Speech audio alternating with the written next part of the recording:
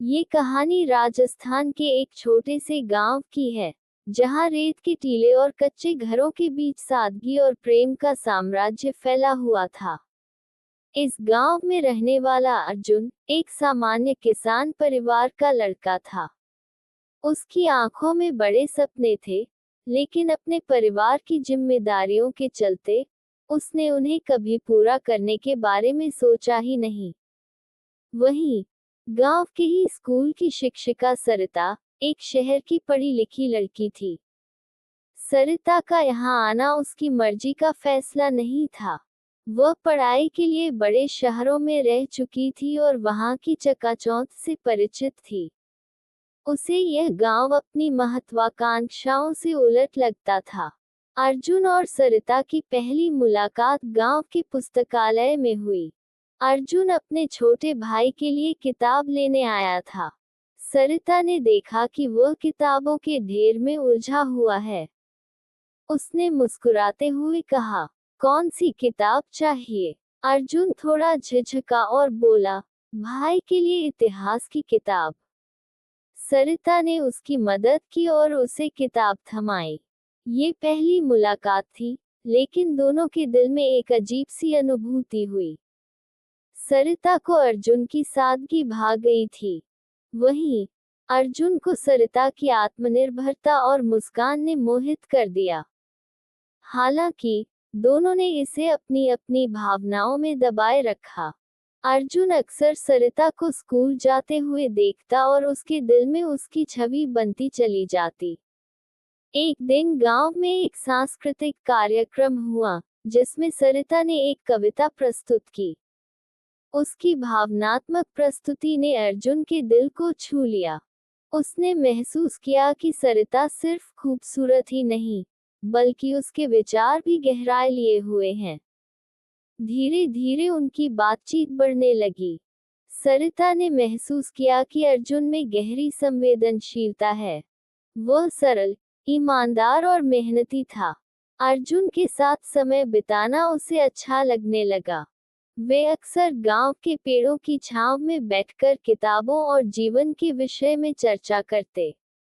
अर्जुन को सरिता के साथ एक अलग सुकून मिलता था, लेकिन उनके प्रेम के इस सफर में एक बड़ी बाधा थी, उनकी सामाजिक और आर्थिक स्थिति। सरिता का परिवार आधुनिक और प्रगतिशील था, जबकि अर्जुन का परिवार परंपरावादी और आर्थिक रूप से कमजोर। एक दिन गांव में उनके बारे में अफवाहें फैलने लगी। सरिता के घरवालों को ये बात पता चली। उन्होंने सरिता को फटकारते हुए कहा, तुम्हारा भविष्य इतना उज्जवल है, फिर तुम इस गरीब किसान के लड़के के साथ अपना नाम क्यों जोड़ रही हो?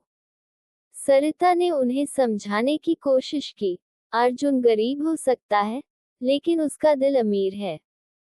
मैं उससे प्यार करती हूँ। अर्जुन को भी अपने परिवार से यही सुनने को मिला। उसके माता पिता ने उसे समझाया, वह लड़की हमसे बहुत ऊंचे घर की है। ये रिश्ता संभव नहीं है। दोनों ने तय किया कि वे समाज और परिवार की बाधाओं के बावजूद एक दूसरे का साथ नहीं छोड़ेंगे। अर्जुन ने खुद को सरिता के परिवार के लायक बनाने की ठान ली। उसने कृषि में नए तरीके अपनाए, जिससे उसकी फसलें बेहतर होने लगी। धीरे धीरे उसकी आर्थिक स्थिति में सुधार हुआ। सरिता ने भी अपने परिवार से जिद की और अर्जुन के गुणों को समझाने का प्रयास किया। उसने कहा, अगर आप अर्जुन से एक बार मिलेंगे, तो आप खुद देखेंगे कि वह कितना ईमानदार और मेहनती है। सरिता के माता पिता ने उसकी बात मान ली और अर्जुन से मिलने का फैसला किया। अर्जुन ने इस मौके को पूरी तरह से अपना बनाने की कोशिश की। उसने उनके सामने अपनी ईमानदारी और भविष्य के लिए अपने प्रयासों को प्रस्तुत किया। आखिरकार सरिता के माता पिता को एहसास हुआ कि अर्जुन सचमुच एक काबिल और योग्य लड़का है। उन्होंने दोनों के रिश्ते को मंजूरी दे दी। अर्जुन और सरिता का विवाह पूरे गांव के सामने हुआ। यह शादी सिर्फ दो दिलों का मिलन नहीं, बल्कि दो अलग सामाजिक पृष्ठभूमियों के बीच प्रेम और समझौते का प्रतीक बन गई।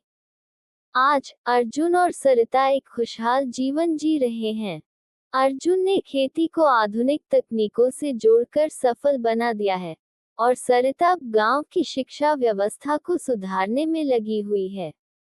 उनकी प्रेम कहानी यह सिखाती है कि सच्चा प्यार जाति, वर्ग या आर्थिक स्थिति नहीं देखता। जब दो लोग एक दूसरे पर विश्वास करते हैं और अपने रिश्ते के लिए संघर्ष करते हैं, तो कोई भी बाधा उन्हें रोक नहीं सकती। योजक चिन्ह, योजक चिन्ह, योजक चिन्ह। ये कहानी प्रेम, संघर्ष और आत्मविश्वास की मिसाल है, जो हर दिल को छू जाएगी। हाँ तो दोस्तों, इस कहानी का अंत यहीं पर होता है। अगर कहानी आप लोगों को पसंद आई हो तो वीडियो para एक like और kanala को subscribe जरूर करम धन्यवाद।